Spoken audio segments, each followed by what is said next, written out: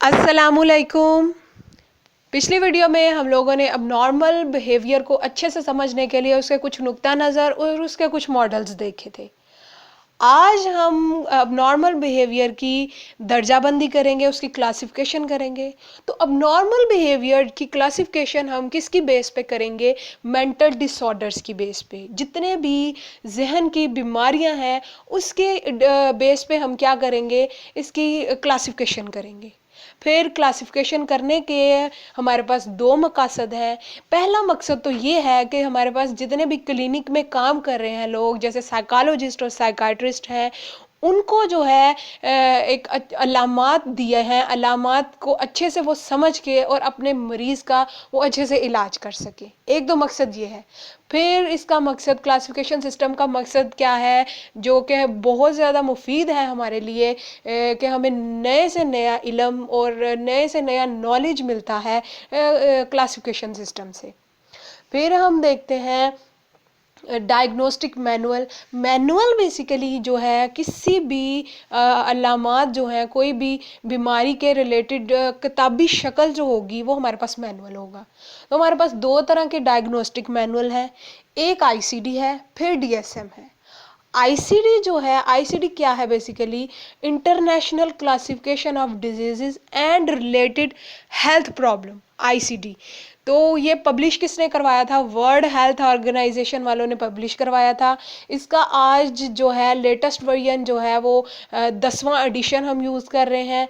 फिर ये जो एडिशन था 2015 में आया था, पब्लिश हुआ था। फिर इसमें हम देखते हैं जहन के साथ जिस्मानी बीमारियां भी देखते हैं आईसीडी में। फिर उसके बाद ये है आईसीडी जो है डीएसएम से मिलता जुलता है। डीएसएम में हम जो डिसऑर्डर्स के कोड इस्तेमाल करते हैं वो हम आईसीडी में भी कर सकते हैं। इसके अलावा हमारे पास डीएसएम है। डीएसएम क्या है? डीएसएम बेसिकली हमारे पास है डायग्नोस्टिक एंड स्टेटिस्टिकल मैनुअल। तो ये कब ये जो है हमें अमेरिकन साइकाइट्रिक एसोसिएशन है जो अमेरिका में काम कर रही है, ये नफ्सियात के रिलेटेड काम कर रही है, उन्होंने हमें दिया था। उन्होंने सबसे पहला जो डीएसएम जो आया था वो 1952 में आया था। आज जो इसका लेटेस्ट वर्जन यूज़ हो रहा है वो 2013 में हमें मिला था, और उसे हम डीएसएम 5 के नाम से याद करते हैं। फिर डीएसएम 5 में तमाम बीमारियों की अलग-अलग तारीफ दी गई है, तारीफ के साथ उसकी अलामात ज़ाहिर की गई हैं। पिछली डीएसएम में ऐसा नहीं था, बहुत ज़्यादा तशरीह थी पिछली डीएसएम में, लेकिन जो डीएसएम 5 में है, 5 है, उससे उसमें तारीफ़ें और हर बीमारी की जो अलामत है उसे वाज़ह किया गया है। डीएसएम 5 जो है हमें 20 मजमूई किस्में देती है मेंटल डिसऑर्डर की, जिनमें से कुछ कैटेगरीज हमारे पास मेंटल डिसऑर्डर्स की हैं, हम देखते हैं। जैसे न्यूरो डेवलपमेंटल डिसऑर्डर है। न्यूरो डेवलपमेंटल डिसऑर्डर्स क्या है? जो बचपन में बिल्कुल ही जो पैदाइशी डिसऑर्डर्स होते हैं, पैदाइशी आर्जे होते हैं, वो न्यूरो डेवलपमेंटल डिसऑर्डर में आएंगे। फिर आते हैं schizophrenia spectrum and other psychotic disorders. बहुत जो स्वेयर किस्म के डिसऑर्डर्स हैं दिमाग के, वो इसमें आएंगे। फिर जी बाइपोलर एंड रिलेटेड डिसऑर्डर, जितने भी हमारे मूड से रिलेटेड डिसऑर्डर हैं वो हम इसमें देखेंगे। फिर आता है डिप्रेसिव डिसऑर्डर, डिप्रेशन जो है, जितना भी डिप्रेशन के हम क्राइटेरिया पढ़ते हैं वो हम इसमें देखेंगे। फिर आता है एंजाइटी डिसऑर्डर, तशवीश से रिलेटेड जितने भी डिसऑर्डर आएंगे वो हम एंजाइटी डिसऑर्डर्स में पढ़ेंगे। फिर वहम से रिलेटेड जैसे ऑब्सेसिव कंपल्सिव डिसऑर्डर में पढ़ेंगे। फिर सदमा और सदमात और दबाव के या ट्रॉमा एंड स्ट्रेसर के रिलेटेड डिसऑर्डर्स हैं वो हम इसमें पढ़ेंगे। पहचान और भूलने के मुतल्लिक जितने भी डिसऑर्डर्स हैं वो हम डिसोसिएटिव डिसऑर्डर्स में पढ़ेंगे।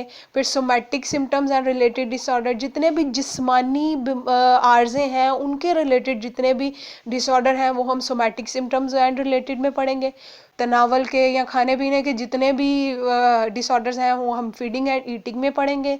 फिर एलिमिनेशन डिसऑर्डर अहराज के डिसऑर्डर, जैसे कि जो बच्चे, छोटे बच्चे बिल्कुल सोए या उन्हें पता नहीं लगता, वो पेशाब कर देते हैं या बहाना कर देते हैं, उसके रिलेटेड जितने भी डिसऑर्डर होंगे वो हम एलिमिनेशन डिसऑर्डर्स में पढ़ेंगे।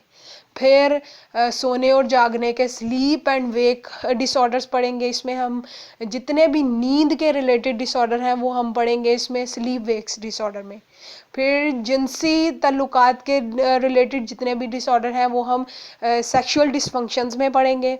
फिर आता है हमारे पास gender dysmorphia, disruptive impulse control and conduct disorder, जैसे कि इंतशार और हदायत और सदमात के रिलेटेड जितने भी या जेंडर की आइडेंटिटी और पहचान के रिलेटेड जितने भी डिसऑर्डर हैं हम इसमें पढ़ेंगे।